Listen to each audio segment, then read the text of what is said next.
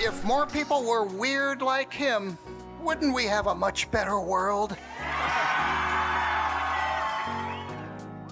You weren't going to take any bullying, you were just going to ride it. I was just owning it, you know. I guess I always was a little off-center, and you know, I want to empower all the weird people out there. A one-of-a-kind singer, musician, and comedian. Known for his comedy tunes and for recording satirical versions of some of the most famous hits of all time, he is the king of musical parody with a trademark, his accordion. Weird Al's career has lasted for over 45 years and continues to this day. Since the 80s, he has been cracking audiences up for decades and spoofed countless and some of the most popular artists like Michael Jackson, Queen, Nirvana, and Madonna. Well, I do the best I can with what I'm given, and as always, my albums are very eclectic. I mean, I go from a gangster rap song to a country song to a straight-on pop song, so I try to hit as many genres as I can. But how did Al Yankovic get so weird? He might be odd, unique, and silly, but never offbeat.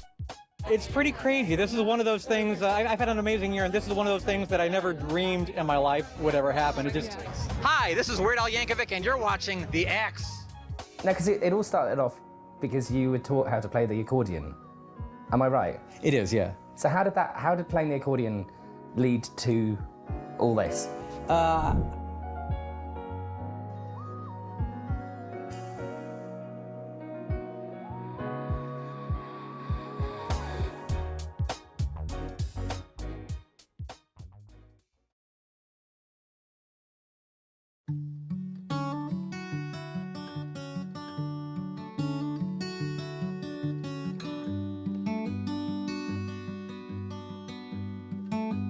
Alfred Matthew Yankovic was born on October 23, 1959 in Downey, California, to Mary Elizabeth and Nick Yankovic. He grew up an only child in the LA suburb of Linwood. A day before his 6th birthday, his parents enrolled young Alfred at a local music school where he had his first accordion lesson. A salesman belonging to the school had knocked on their door to sell music classes, and Al's parents chose accordion over guitar because they believed it would revolutionize rock music. He learned to play classical and polka music through formal training, but taught himself how to recreate his favorite pop tunes by ear. Yankovic made quick progress with his accordion, and by early adolescence, he was able to play along to some of his favorite albums, including Elton John's Goodbye Yellow Brick Road. In his early teens, Al fell in love with rock music, and he became an avid fan of the Dr. Demento show. Al was a precocious child, valedictorian of his class at Linwood High School, nerdy and shy. Prior to making it, his path to stardom was a bit of a rocky road. In 1970, Barry Hansen, professionally known as Dr. Demento, started a radio program devoted to comedy, novelty, and strange music and recordings, music he described as demented music, such as Monty Python and Frank Zappa.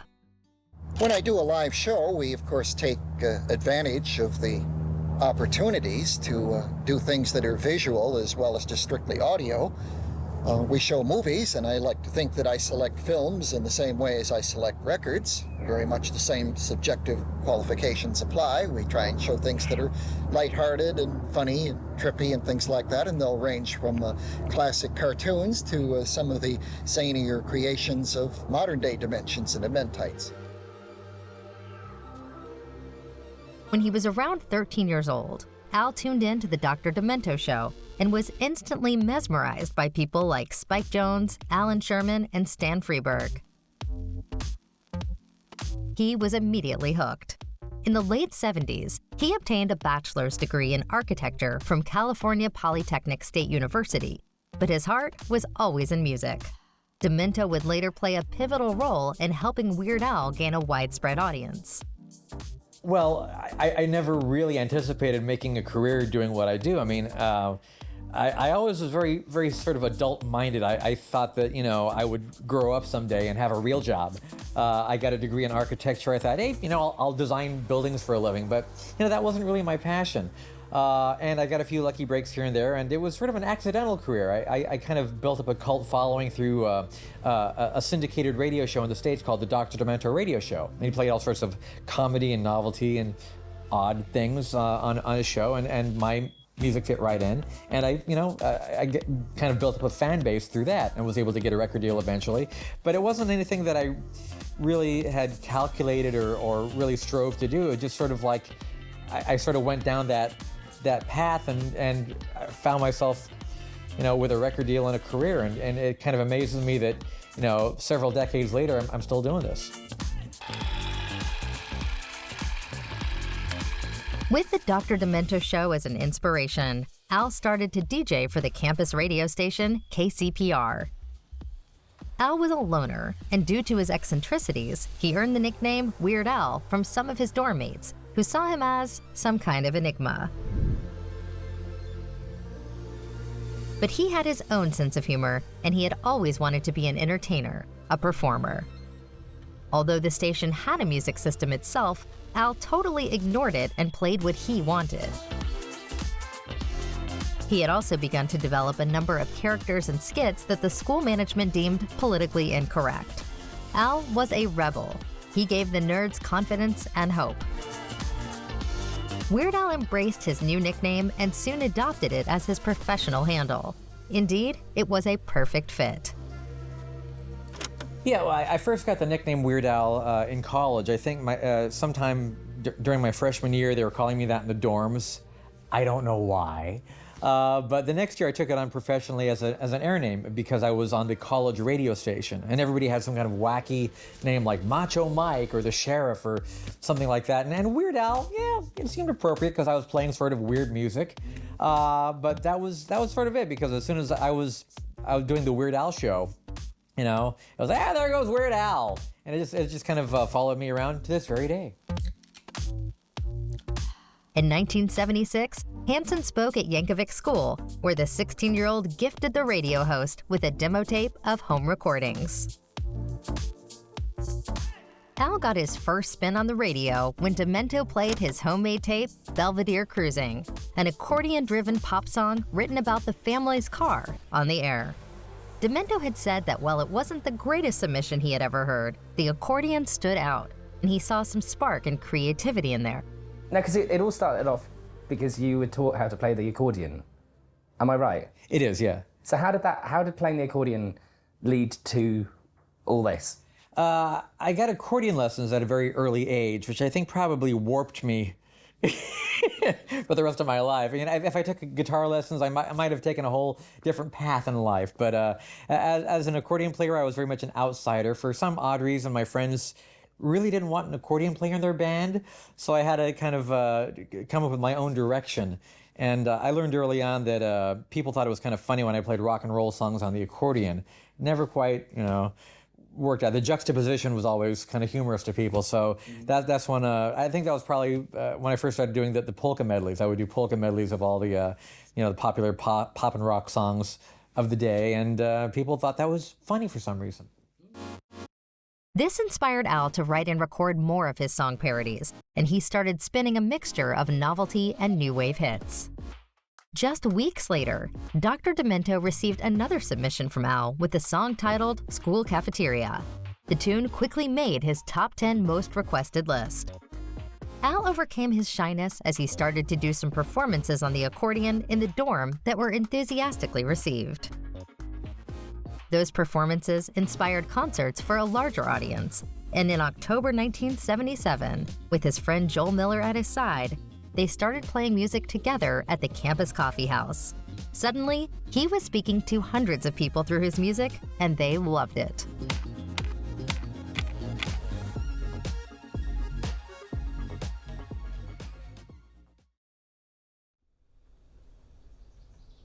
In the summer of 1979, while still at the station, Al gained even more attention with the parody that officially launched his recording career. My Sharona by The Knack was a huge hit and was one of the station's most requested songs. So Al came up with a brilliant concept of his own, which he called My Bologna. However, he couldn't afford a real recording studio, so he brought his accordion, recorded the song in one of the campus's public bathrooms, and then sent the tape to Dr. Demento. The song was heard by the Knack's frontman, Dog Fager, who recommended the satire be released as a single to the band's label.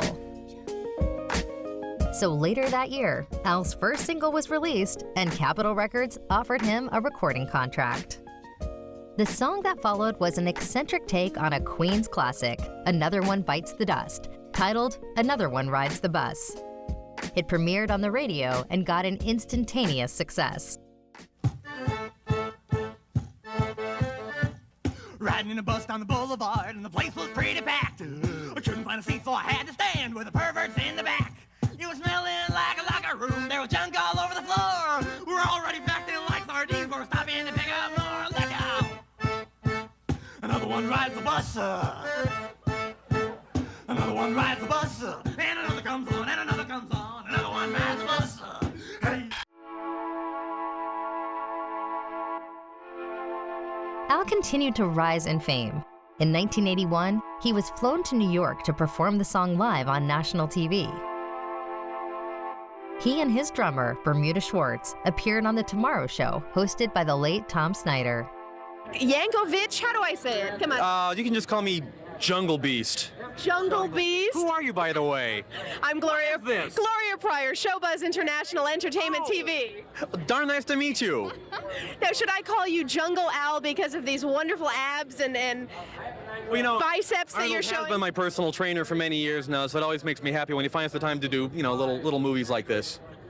And if you keep training with him, you might even get to be as big as that blown up monster up there. They told me I could keep the balloon after the movie, so this is a big perk for me. I'm really excited about this. Will it fit in the seat next to you? I'm being called away. I gotta go now. Well, no. goodbye. Oh. Goodbye. Until later, we'll get him again. In 1982, Al released his first top 40 hit, I Love Rocky Road, a parody of I Love Rock and Roll. Chocolate's getting old, vanilla just leaves me cold. There's just one flavor good enough for me, yeah, me.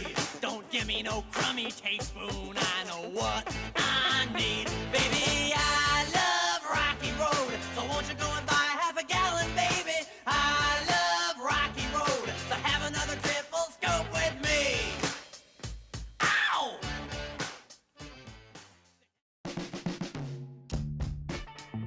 He had been signed previously to a short-lived recording contract with Capitol Records for his single, My Bologna, and got a first taste of the music business when he first performed the song in 1982, opening for Missing Persons. The short performance was a disaster. The audience back then wasn't that familiar with Al and wasn't amused. There was booing and things were thrown on the stage, but Al stayed. He was shaken but not deterred. Now he was on a mission, finding a company that would give him the financial and creative support he needed to move his career forward. For the 2 following years after finishing college,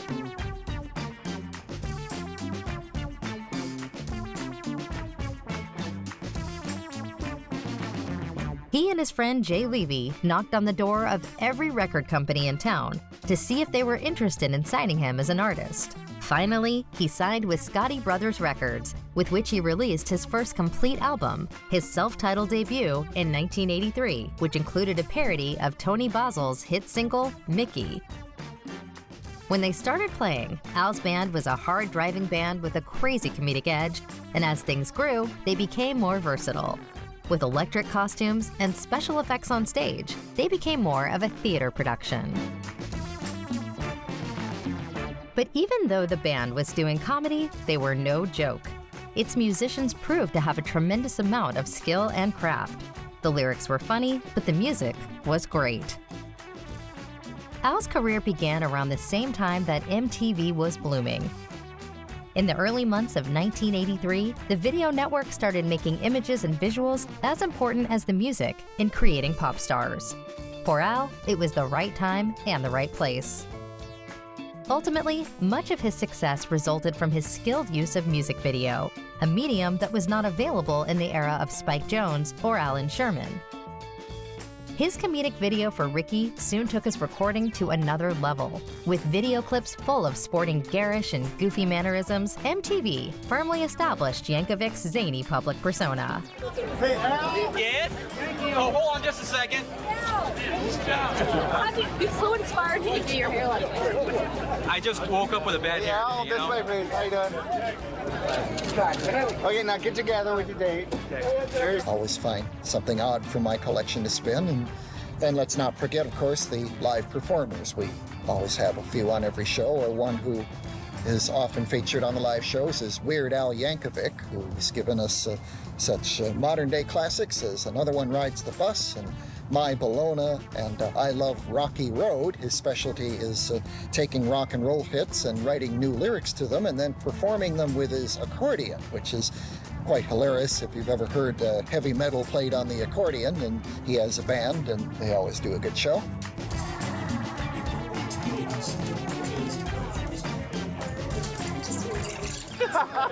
How important is comedy to you? Comedy has been very good to me. Comedy is very important. It's an emotional release. So if I didn't have comedy, I would just weep uncontrollably all the time. Oh, you're getting serious on me, Al. You know, you're digging deep and pulling back the layers and exposing the real Al nobody knows. Well, before I do You're that, frightening me. so enjoy the show. Okay.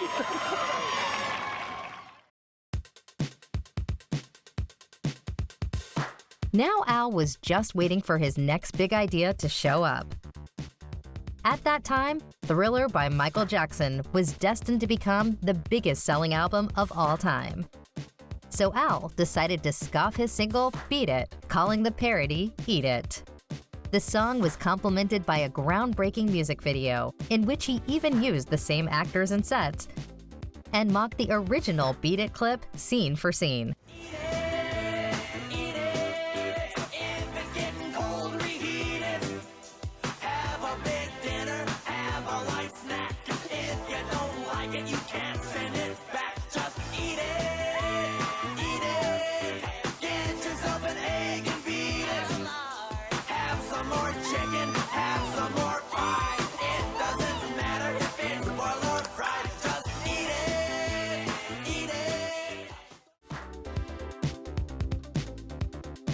After getting the blessing from the King of Pop to record the parody, Weird Al became a household name in pop culture.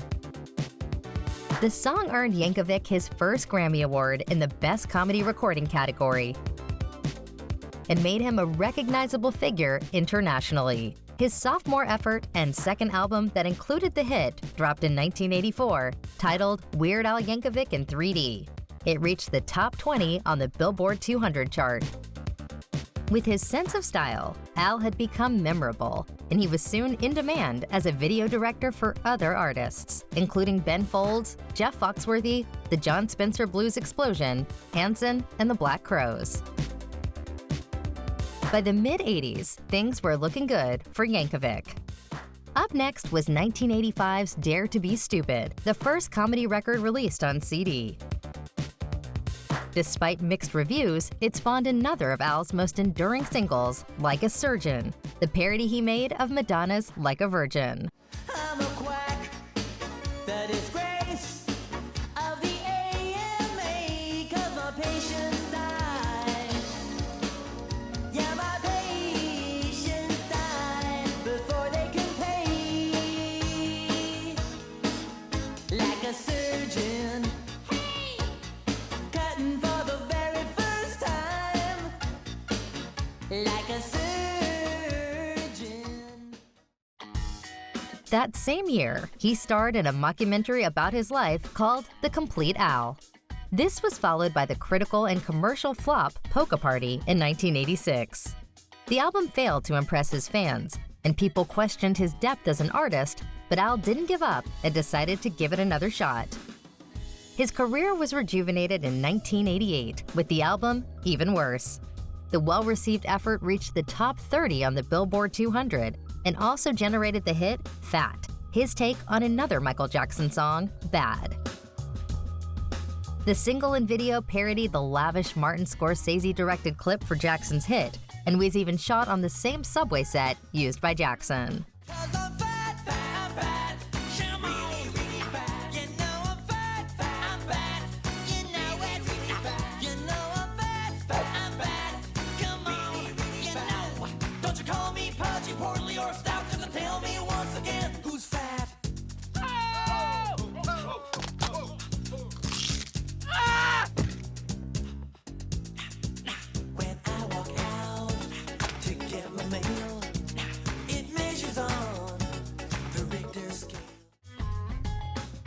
The song became the biggest hit of his career.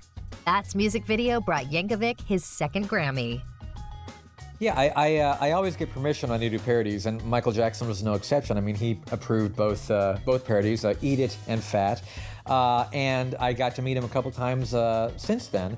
I went backstage to one of his concerts, and I actually presented him with a gold album for, I think it was my album Even Worse, which is a parody of his bad album.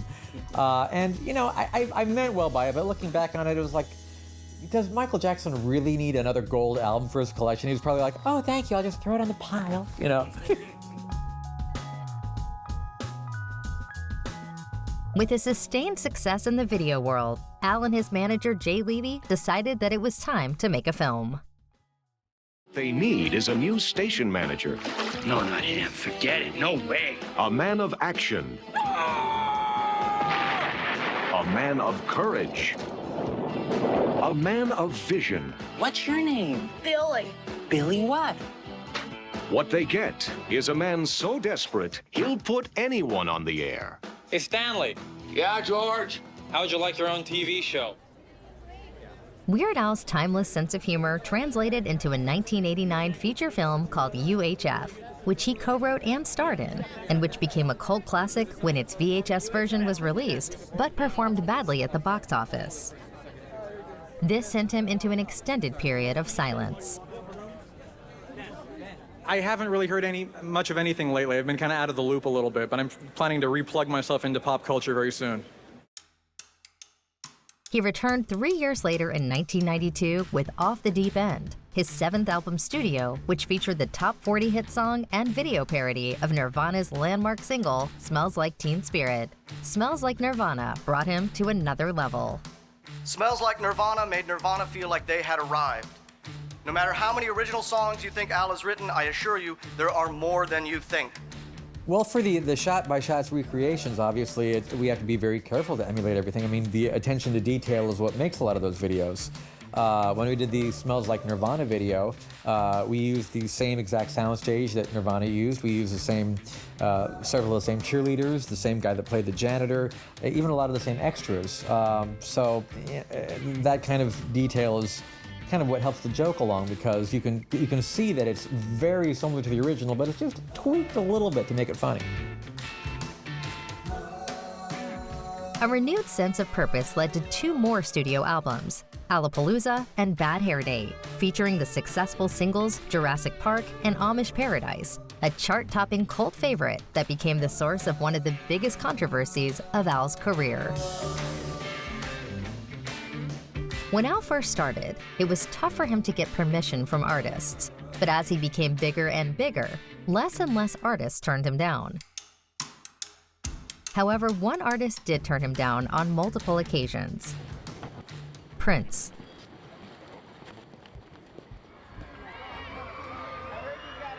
Eminem also refused to allow him to do a video of his Lose Yourself parody, though he let him do the song on the album. James Blunt was fine with him doing a parody of You're Beautiful as You're Pitiful, but Blunt's label Atlantic Records ran interference. Then there was the much-published misunderstanding between Al and recording artist Coolio, following Al's parody recording of his hit Gangsta Paradise as Amish Paradise. I'm a man of the land, I'm into discipline. Got a Bible in my hand and a beard on my chin. But if I finish all of my chores and you finish thine, then tonight we're gonna party like it's 1699. We've been spending most our lives living in an Amish paradise. A churn butter once or twice, living in an Amish paradise. It's hard work and sacrifice, living when Coolio claimed that he never approved of the parody. Al had claimed that only 2 or 3% of approached artists declined the use of their songs. More artists, however, considered it proof that they had made it into the industry, seeing Al's parody as a rite of passage in the popularity game. Although he has found success with his parodies of popular songs, he has also recorded many original tracks that imitate artists' musical styles and satirize pop culture. When Al parodied American Pie with the Star Wars-themed The Saga Begins, he gained thumbs up from Don McLean and George Lucas. Thanks. It was our boy. We started singing my this here and a good guy. Maybe Vader someday later, now he's just a small fry. And he left his home and kissed his mommy goodbye, saying soon I'm gonna be a Jedi. Soon I'm gonna be a Jedi. Now we finally got to Coruscant, the Jedi Council we knew would want to. I have a great time every single day of my life. I mean, I feel extremely honored that I get to do what I do for a living because, you know, I've always been passionate about comedy and music, and I get to do both, which is, you know, cool for me. Well, it's hard to narrow it down. I've got a lot of really great fans, a lot of hardcore fans. I'm always amazed by the ones with Weird Al tattoos, and I've met about a dozen so far that have my image or my name or my autograph, or even band members' pictures autographed on various parts of their bodies, and that always weirds me out just a little bit. In 1997, Yankovic began hosting a weekly show called The Weird Al Show, in which he got to break all the rules in the book. The hit TV series aired on CBS on Saturday mornings and ran for a season. It was presented as a children's program, but also featured adult-oriented humor. The show featured a host of guests and friends, live musical performances, original songs, and animations. When you're actually on the stage and you're doing, because you do a lot of parodies and you do sort of different personas, I mean, how do you sort of get into your character for the next song? You know, is it a very quick costume change, and once you put the costume on, do you feel different? Yeah, I mean, you know, in a way, I let the, whoever I'm emulating, I try to let their spirit rise up inside my body. So like when I'm doing Jim Morrison, I let the Lizard King invade my soul. Mm-hmm. You know, and yeah, it's a costume change, not for every single song, but there's quite a few changes in the show. There's, you know, half the show takes place backstage. You never see it, you know, but there's a lot going on. In 1999, Al released his 10th studio album, Running with Scissors, along with his new look. Having had laser eye surgery, he let his hair grow out, ditched his signature aviator glasses, and shaved his signature mustache. Yankovic married television and film executive Suzanne Krajewski in 2001. Suzanne had first met Yankovic when she was set up on a date with him by musician Bill Mumy. The two chatted for weeks on the phone before meeting in person, and Yankovic said that he already had a crush on her before their first date. It turned out that Weird Al is more than just his music. He is a devoted husband and father. The couple has a daughter, Nina, who was born in 2003. In 2003, he parodied I Want It That Way by Backstreet Boys with the song eBay. I'll buy your knick-knack, just check my feedback, A++. They all say they love me on eBay. Gonna buy a slightly damaged golf bag. Gonna buy some Beanie Babies new with It's hard to say where ideas actually come from. I mean, you know, every artist will give you a different answer on that, but, you know, just whatever happens to strike me at the time. You mentioned eBay, and I mean, that eBay was a phenomenon, and I wanted to write a song about it because, you know, it's part of internet and geek and nerd culture, and I figured that would be a good subject matter for a song, and I paired that with the Backstreet Boys, I Want It That Way. Yeah, it just seemed like something that would be fun to write about. And so sometimes when I do parodies, I will start with a song and come up with a play on words or a variation on a theme. And other times I'll reverse engineer it. I'll say, I want to write a song about this, and then try to find a song that goes along well with that topic. That same year, Weird Al made an appearance in The Simpsons' 14th season, where famously Marge hires the musician to write the love song Homer and Marge. He appeared as well on the 2008 episode That 90s Show. The Simpsons is one of my all-time favorite TV shows. It's certainly one of the longest-running TV shows, which is part of what we're celebrating tonight. And it's exciting to me because The Simpsons has always been a quality show. The writing has always been top-notch. And they've had a number of writers over the year, and the team has morphed over the years, but it's always been a quality show, and it's something that people have been proud of. And I'm proud to say that I was featured in 2 episodes, and that's my one claim to immortality, because The Simpsons will be here long after I'm gone, so it's nice to be in syndication. Do you have a New Year's resolution of any kind? Absolutely none. I live every day like it's my last, with a lot of yelling and screaming and gnashing of teeth.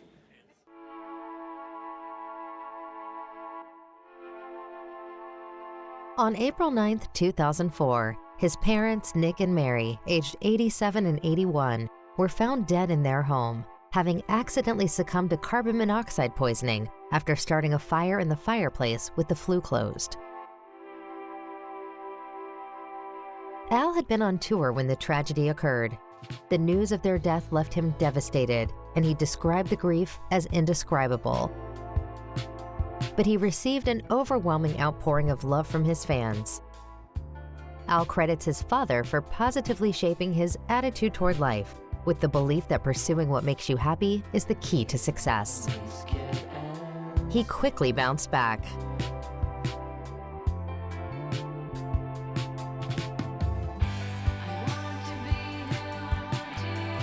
In 2006, he released his 12th studio album, Straight Outta Linwood, which included his first top 10 single, White and Nerdy. Its music video was viewed 6 million times on YouTube during the first 3 weeks of its release, making it onto the site's top 15 all-time most viewed videos. Well, I do the best I can with what I'm given, and as always, my albums are very eclectic. I mean, I go from a gangster rap song to a country song to a straight-on pop song. So I try to hit as many genres as I can, and even if you're not familiar with everything that I'm doing on a particular album, hopefully you'll be familiar with a few things enough that you can glom onto it and say, oh yeah, I see what he's doing here. Lady Gaga would certainly be somebody that I would consider doing. And I hesitate to say this because some interviewer asked me a while back, like, would you consider doing a Lady Gaga parody? And I honestly answered, well, yes, Lady Gaga is a very popular artist, and as with any popular artist, I would have to consider that. And the next day in 100 newspapers, like, we're now considering Lady Gaga parody! Like, well, yes, that's not exactly what I said, but, So yeah, to reiterate, I mean, yeah, she would be somebody that I would consider doing. In fact, the polka medley on my next album does, in fact, feature Lady Gaga. So there will be some Gaga on the next release. What's funny about my career is I'm right now about to release my 13th studio album. And it seems like every album that I put out is perceived as a comeback album because I go a few years between releases.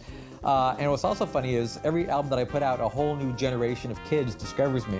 Like a 12-year-old will pick up a copy of my new album and think, oh, Mom, Dad, have you heard of this Weird Al guy? Yeah, we've heard of him, And then they'll go to the record store and find out that I've got a dozen other albums in the catalog. So it's nice when a whole new generation discovers me, and then all the back catalog starts selling as well. His next record, Alpocalypse, was released 5 years later, and it peaked at number 9 on the Billboard 200, a step up from his previous album. Poodle Hat, Weird Al's first album of the new millennium, brought him his 3rd Grammy Award for Best Comedy Album. In 2014, his 14th and probably final traditional studio album was released. Mandatory Fun became the first and only album to hit number 1 on the Billboard charts in over 50 years.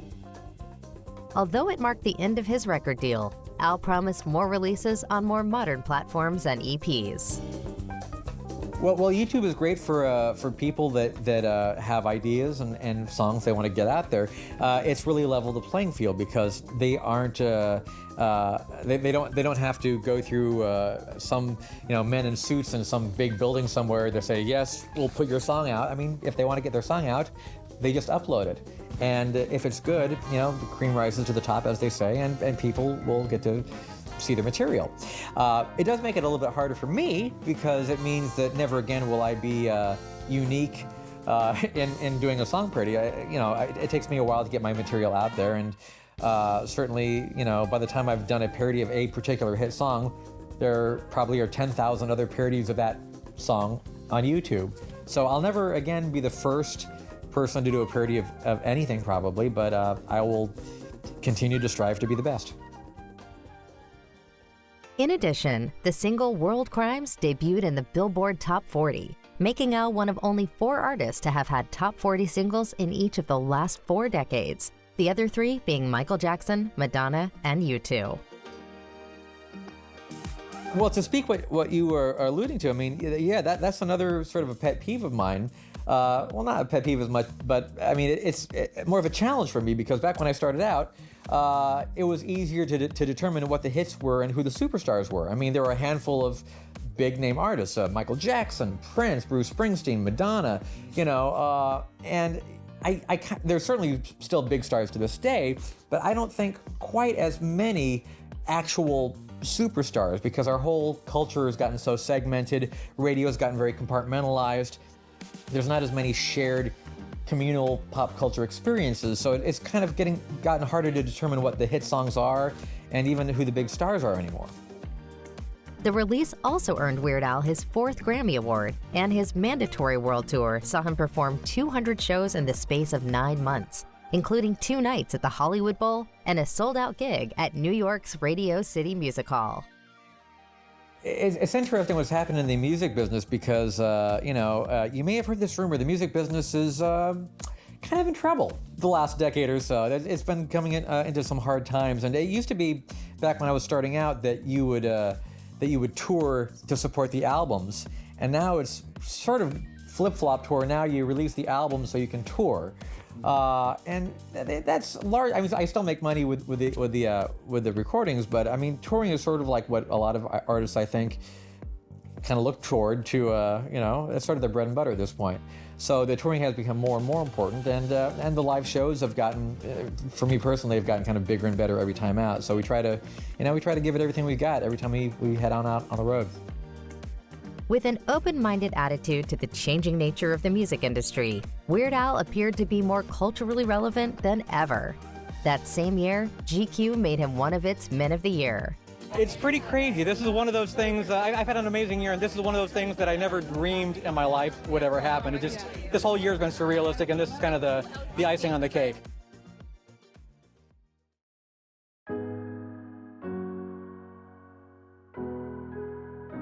June 2017 saw the release of Captain Underpants, the first epic movie, for which Al co-wrote and performed the film's theme song. Weird Al and his band played 77 shows from February 27th to June 10th, 2018 on the ridiculously self-indulgent, ill-advised Vanity Tour, which played to sold-out venues all across North America.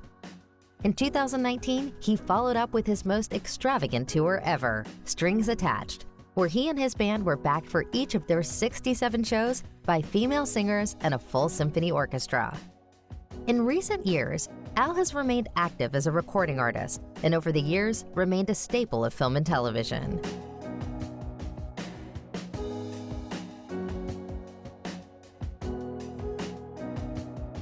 On August 27, 2018, the Hollywood Chamber of Commerce awarded Weird Al Yankovic with the 2,643rd star on the Hollywood Walk of Fame.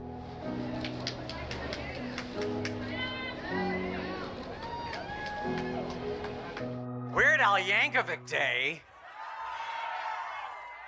Well... They asked me to talk about what it's like to know Weird Al Yankovic in person. Well, I've known him for so long, I knew him before he was weird. Well, before he was Weird Al, anyway, people began calling him Weird Al because he's a little different. And he took that as a badge of honor. All I can say about that is, if more people were weird like him, wouldn't we have a much better world? I am especially grateful when we're celebrating a person who gives us perhaps the greatest gift of all, and that is the gift of laughter. Because the way that you do something is the way that you do everything. And Al does everything the best way that it can be done. Thank you so much for coming out to this free event. You know, honestly, I had no idea the unemployment rate was so high here in Hollywood. I didn't know. Well, this is just an unbelievable moment for me. Never in my wildest dreams would I ever have imagined that one day I would be immortalized here on the Hollywood Walk of Fame, sharing the same prestigious honor as Ryan Seacrest and Wally Cox. And seriously, I'm completely overwhelmed by the love and support of the fans. This means so much to me. I've said this in interviews many times over the years. Having my name in a star on a sidewalk, you know, and that's cool, that's really nice. You know, who wouldn't want that? But just knowing that I have the love and support of the fans, people that would go through all this time and effort and money to do something completely crazy like this, that means everything in the world to me. Although full disclosure, now that we're actually here and we're doing this is pretty awesome. I was being all cool and everything, but I'm really, really happy about this. Al, you are without qualification the kindest, hardest working, most hilarious person I have ever met. Thank you for your music, your books, and for UHF. And thank you for agreeing to be my friend. You have held up your end of that handshake agreement that we made at Staples better than I ever could have imagined. So they say don't ever meet your heroes, but I hope you do if your heroes are like mine, Weird Al Yankovic. Growing up, it was not okay at all to ever be weird in any way, shape, or form, right? And young people still have that sort of embedded in their social circles. But someone comes along like Weird Al Yankovic and says, you know, it's okay if you're a little different, if you have a different perspective and a different take on life, you know, and if you have a little weirdness in you, you can still contribute and add and reach your full potential without shame and without the pressure of social requirements and social structures. You can live beyond the acceptable norms. Once again, I cannot thank the fans enough. I mean, all of this, everything today, this is all you guys, 100%. You know, so ladies and gentlemen, dreams do come true. In 2010, Funny or Die released a trailer for a non-existent film titled Weird, the Al Yankovic story. It feels amazing. I've been to many movie premieres, but this is the first one in 33 years where it's mine. In the long-awaited actual film with the same title released in 2022, the parody musician made a joke of his own life with the help of Daniel Radcliffe in the main role as Weird Al. It was both incredibly exciting, but also very, very nerve-wracking. It's the only time I've come to playing someone and being a fan of theirs at the same time, so that's sort of quite intimidating. But you know, luckily Al is an incredibly kind, sweet, and very generous with his time. So he's very patient because I'm a slow learner on the accordion, so it was nice that he was patient. Well, you know, he's used to playing iconic characters, so and he's just such a great comedic and dramatic actor. You know, I remember seeing him on Extras. It was the first time I saw, oh my God, this guy's so hilarious. We needed someone who could really play this earnestly and realistically, but also got what we were going for. The sort of subversive humor of the whole thing. Yankovic also acted in the film as an executive, and Evan Rachel Wood as Madonna. The biopic follows the artist from a sheltered child to an odd teen pop star. The thing that was the spark was I saw him on the Graham Norton show, a British show in 2010, and he was a much younger guy back then, but he sang a Tom Lehrer song called The Elements, and I'm a huge Tom Lehrer fan, and you kind of have to be a big nerd to memorize and perform the Elements song, and I thought, oh, we're kindred spirits. So I just figured he had my soul and he had the energy, and I just knew that he would absolutely nail it.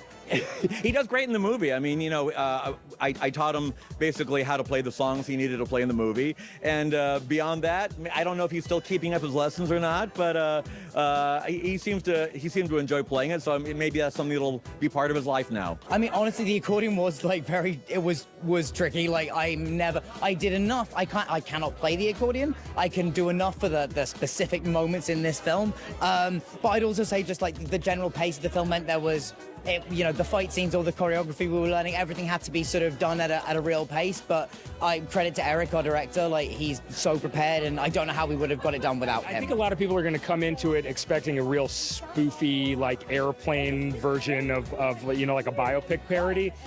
And I think what's surprising about this is it has a unique story of its own, and it's played a lot straighter than people might think. It exists in a bizarre universe of its own, but like it really follows the formula of an actual biopic. I can spot a talent that I know is the future of music. But first, we gotta find you a stage name. Al Yankovic. It's long, it's hard to pronounce. So I'm just gonna throw this out there. Weird Al Yankovic. I love it.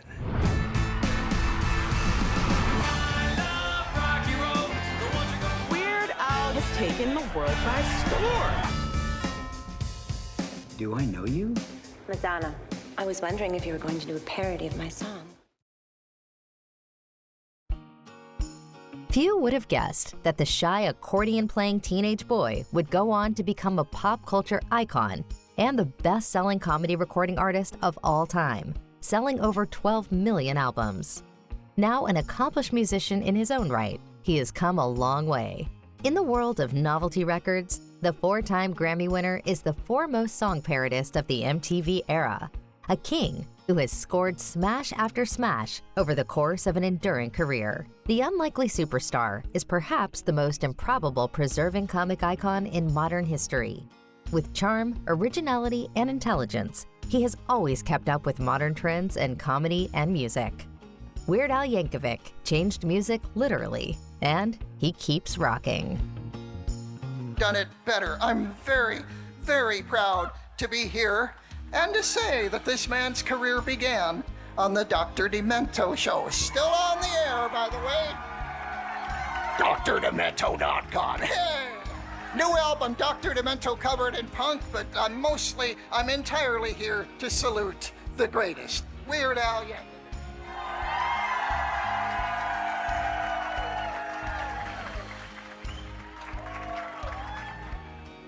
I want to thank the two most important people in my life.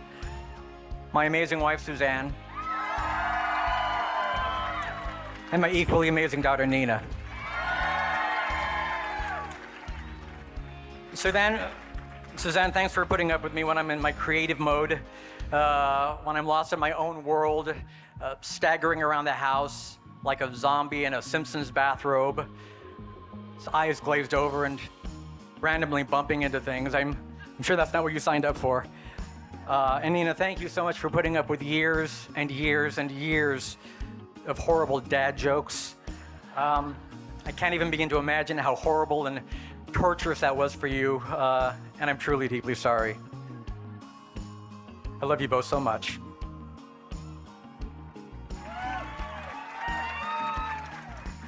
Well, thank you all once again for this amazing honor. This is so far beyond anything I could have possibly imagined when I was in college, recording songs with my accordion in a bathroom. Getting the star on the Walk of Fame, I kind of feel like this is maybe my one real shot at immortality, because I know that now my name is gonna basically be here till the end of civilization, which, let's face it, is probably like 3 or 4 months away, but still, that's something, I guess, right? I love you guys. Thank you all so much. Thank you. Thank you. Thank you, Weird Al Yankovic, for the gift of laughter.